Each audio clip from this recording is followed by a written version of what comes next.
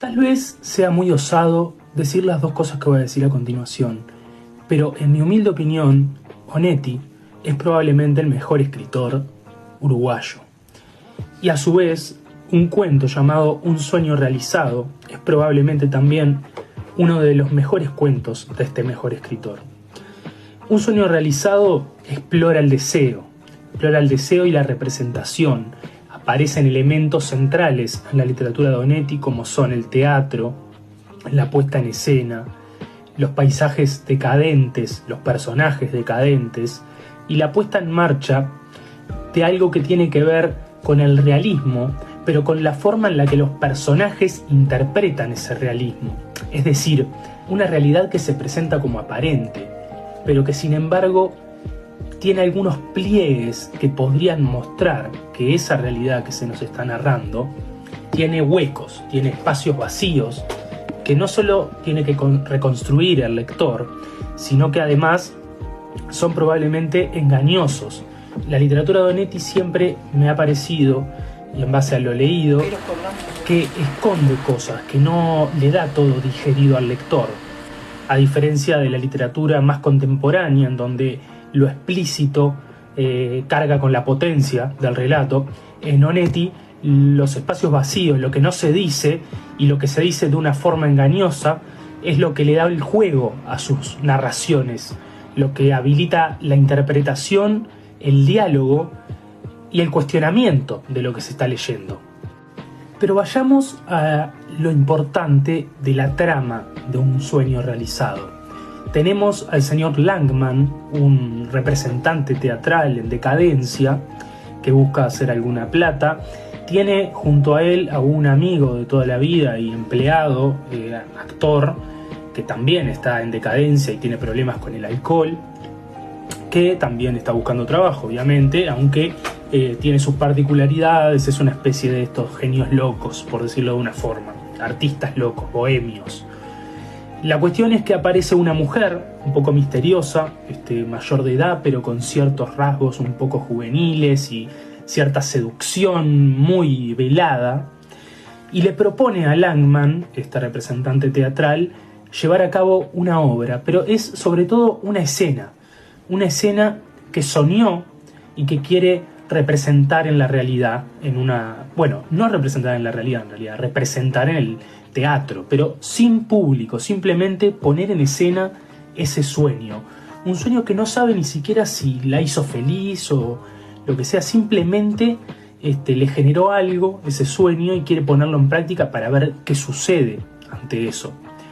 Y se lo propone a Langman, le da la plata para empezar a confeccionar esta puesta en escena, y Langman, aunque al principio se niega, termina cediendo por el dinero básicamente y por algo extraño que le hace aceptar la oferta.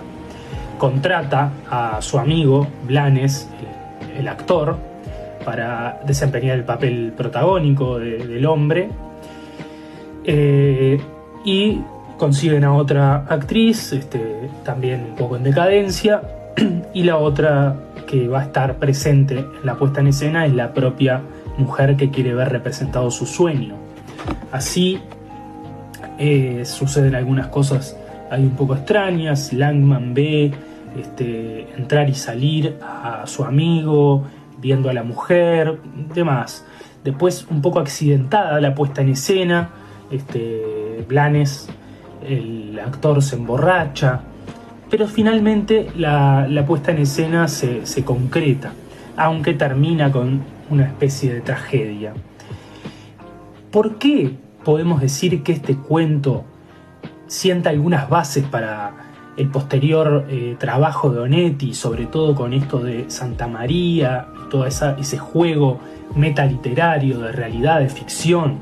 Bueno, en principio, básicamente porque se está representando teatralmente un sueño, es decir, que ahí ya hay varios niveles de análisis, ¿no? Está el sueño, está la interpretación del sueño teatralmente y está la realidad que percibe, sobre todo el protagonista, de lo que observa en la obra de teatro, que en definitiva es algo que está sucediendo en la realidad, por más que esté siendo representado, está sucediendo. Entonces, me parece que hay varios indicios de la literatura posterior de Onetti en este cuento, que data de 1941. Salió en una revista, en La Nación, y después también en una recopilación de cuentos que se llama justamente Un sueño realizado y otros cuentos, dándonos la pauta de que definitivamente es un cuento bastante importante para Onetti. Ahora, me interesa profundizar especialmente en lo que implica esta trama, sin entrar tanto en detalle y spoilers, pero lo que implica esta trama a nivel de psicológicamente hablando, y relacionado sobre todo, como lo entiendo yo, por lo menos a los deseos. En principio, lo que me parece más importante o interesante son los móviles que mueven a los diferentes personajes a poner en práctica esta obra de teatro, a poner en escena. En principio tenemos a la mujer, ¿verdad?, que tiene dinero, está dispuesta a ponerlo para llevar a cabo ese sueño realizado, ¿no? Pero me parece que desde un punto de vista psicológico o psicoanalítico, el deseo de poner en práctica esa obra de teatro no es más que el deseo de desear eso. Es decir, no sé si hay una intención de volver a cierto lugar o de obtener algún rédito a cambio. De hecho, eso lo muestra que no quiere ni siquiera que nadie más vea esa puesta en escena. Es simplemente para ella estar ahí. Es decir, creo que hay un móvil que tiene que ver con desear aquello que no se puede tener, sobre todo en el mundo de los sueños, donde aparecen esas cosas reprimidas o esas cosas que no son posibles muchas veces de llevar a cabo en la realidad, o de que ni siquiera sucedan porque son extrañas y son nuestro inconsciente hablándonos, siguiendo la teoría de Freud. Y después el móvil, que también es interesante, del propio Langman, que se burla un poco de esta cuestión. Al principio está escéptico, pero lo mueve el móvil del dinero. Y el dinero acá aparece como una tensión con el deseo, ¿verdad? No solo porque el dinero de alguna forma habilita ciertos deseos, pero los habilita de una forma corrompida también. No hay una sinceridad a la hora de poner en práctica esto. Eso a lo largo del cuento va cambiando un poco. Langman se compromete finalmente a hacer una buena representación, pero de alguna forma sigue subyaciendo esta cuestión de que el móvil, lo que mueve a los diferentes personajes a llevar a cabo ese sueño realizado, son antagónicos de alguna forma. Ninguno es desinteresado, pero uno es enfocado al deseo de algo y el otro es a obtener algo a cambio, en definitiva. Entonces, creo que ahí están las preocupaciones del autor también en cuanto a historias que suelen repetirse de esa forma, ¿no? Incluso pensemos en Los Adioses u otras obras de Onetti, en donde el personaje masculino quiere obtener algo a cambio, negando el deseo del otro. Es decir, negando el deseo muchas veces de esa persona que de alguna forma lo quiere, y también viceversa. Muchas veces el protagonista se ve deseando algo y la otra persona queriendo esquivar ese deseo, o queriendo de alguna forma, ver qué hay a cambio de eso, en definitiva. O simplemente ir al espacio de la mera imaginación, de imaginarse otra realidad posible, otro mundo posible, otra ficción posible incluso, ¿no? Un mundo donde prima la imaginación y la construcción de un mundo que no existe, en definitiva. Creo que ahí se pone en juego algo muy importante en la literatura de Onetti toda, y se ve particularmente en este cuento, que es la imposibilidad de llegar al objeto del deseo, porque lo que importa, en definitiva, no es el objeto del deseo, sino el deseo mismo como una cosa. Y eso conecta con el final del cuento de una forma muy poderosa, que es la tragedia final que sucede con la mujer que quería poner en práctica este sueño. De alguna forma, el sueño al que aspiraba lo consigue de alguna forma un poco distorsionada, pero lo consigue finalmente, con un precio muy caro, que termina en un desencuentro absoluto con ese deseo que tenía, y no alcanza el deseo en sí. No alcanza, el objeto del deseo. Alcanza meramente el deseo. Y de hecho, eso tiene que ver con que no quiere poner en práctica una obra entera o toda una historia, sino es simplemente una escena fugaz. Una escena fugaz, que son muchas veces las escenas que más nos perturban, que más ocupan nuestra mente.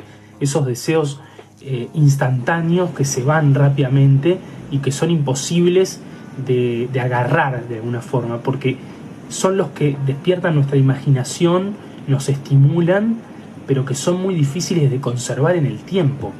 Tanto lo extraño como el desencuentro, como la angustia, como la felicidad, que no dejan de ser simplemente momentos que uno puede perseguir de distintas formas, a veces simplemente forzando ciertas situaciones o buscando ciertas situaciones, o como en este cuento, tratando de poner en práctica por todos los medios posibles una repetición de esa escena. Esto me hace acordar mucho, por ejemplo, a la película Synecdoche en New York, donde el protagonista quiere armar una obra de teatro que sea lo más fielmente posible a la realidad, y termina construyendo toda una ciudad teatral que incluso se termina comiendo a la propia realidad misma, porque eso es en definitiva lo que produce la idealización de estos deseos de realizar un sueño. No se puede realizar un sueño. El sueño es material para la realidad. El sueño es parte de la realidad. Entonces no podemos buscar llegar al sueño, sino que sería conveniente incorporar el sueño a la realidad y ver qué podemos hacer con ese material onírico, con ese material del deseo, en lo que es efectivamente la realidad y nuestra propia psiquis, cómo procesamos esos sueños. Es una forma errada de plano lo que nos muestra este cuento de cómo acercarnos al sueño o de cómo acercarnos al deseo.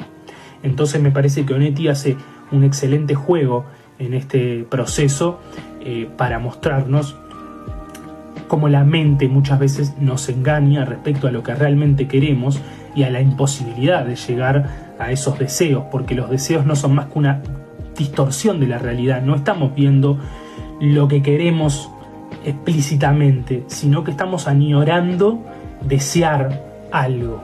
Entonces me interesaba traer este cuento, por lo menos para pensar sobre estas cosas y recomendar, por ejemplo, algunos textos de Lacan, de Zizek, y sobre todo análisis de este propio cuento de Onetti y de leer otros cuentos de Onetti. Recomiendo encarecidamente, por ejemplo, las novelas breves que abordan bastante estos temas y el ejemplar de los cuentos completos de Onetti, donde se repite un poco estos problemas y estas inquietudes.